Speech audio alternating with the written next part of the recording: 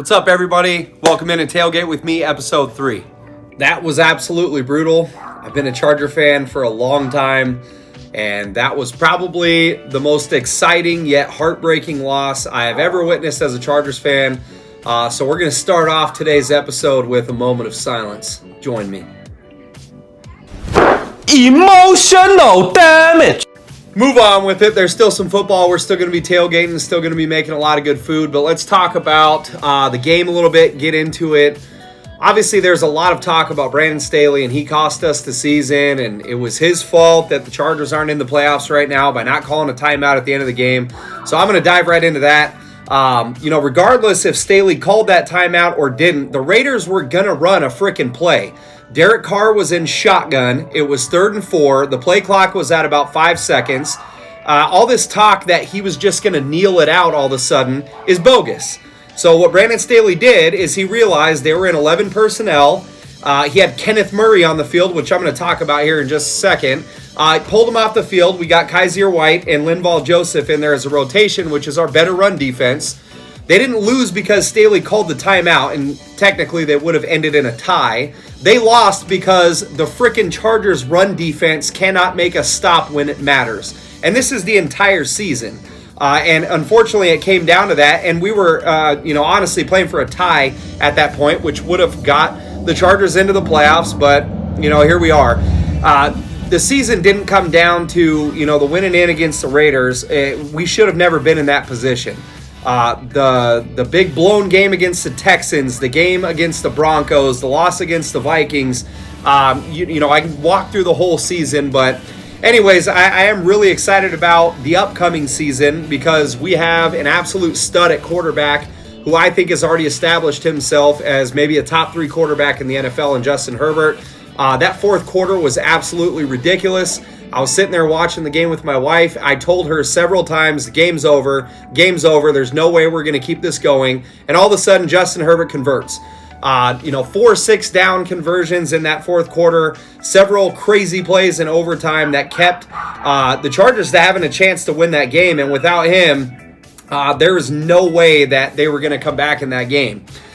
So unfortunately, on this show, we're going to have to shift from talking about upcoming games to the draft and, what we want to see happen in the offseason, and we're going to get into a lot of that.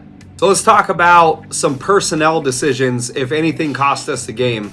There were several timeouts and going for it on your own 18, 4th and 1, late in the game, which, by the way, the defense held them to a field goal, so that only cost them 3 points. I was not a big advocate of going for it at that point in the game, but we have gone for that earlier in the year, and it won the Chargers 3 games. That's the reason they beat the Browns. That's the reason they beat the Chiefs the first time, and plenty other games. But if anything can be criticized about Brandon Staley in that last game, I think it comes down to personnel. Why the hell is Kenneth Murray playing on 3rd down as your middle linebacker? So during the offseason, Brandon Staley said, we have a vision for this guy. He's going to get out there. He's finally going to play downhill. All right, great. We all liked Kenneth Murray when he came out of the draft as a middle linebacker. He was supposed to be a thumper, supposed to be great in the run game. He was never a really good pass coverage linebacker.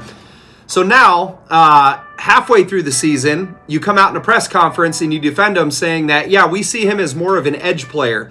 And now they have him practicing at edge, which is fine. If that's what you want to try to develop him as, go for it.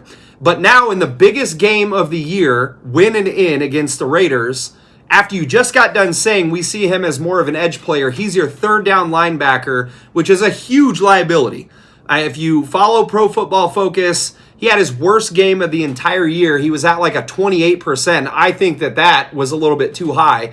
He was constantly burned in coverage. That out route to Zay Jones, which, if Derek Carr just throws the ball correctly, Chargers are down 17-0. I don't know why Kenneth Murray was out there covering Zay Jones at that point in the game, but that's my biggest criticism. He benched Asante Samuel Jr. for part of the game and brought in Tavon Campbell for no explanation. Asante was healthy.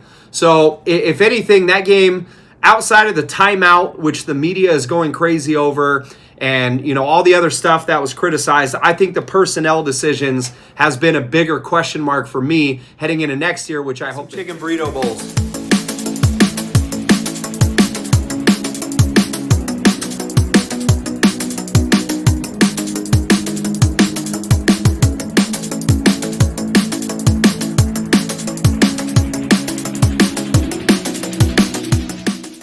Marinade's all done. What you get with this, obviously the honey and the orange juice are gonna have a nice sweet stick to it. It's gonna get some good grill marks. And then we just threw a lot of Mexican flavorings in there with the cumin, the paprika, and the emerald essence. All that's gonna come out. So we're gonna let this sit in the fridge. You wanna let it sit for at least an hour.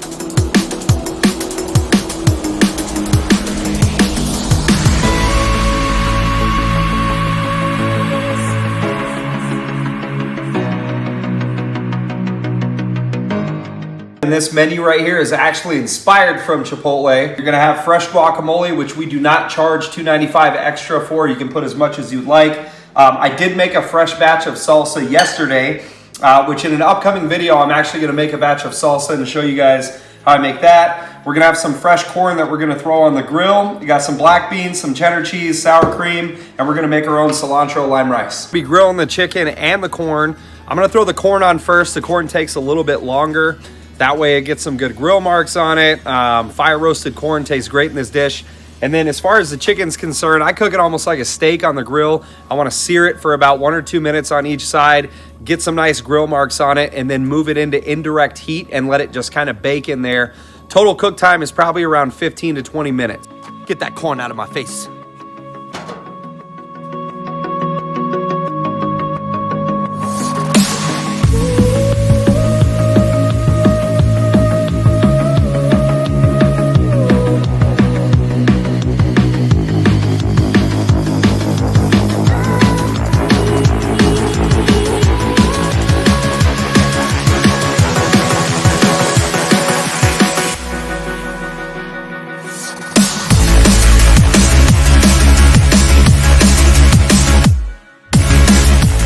If the dude at the grill is not clicking his tongs, don't trust him.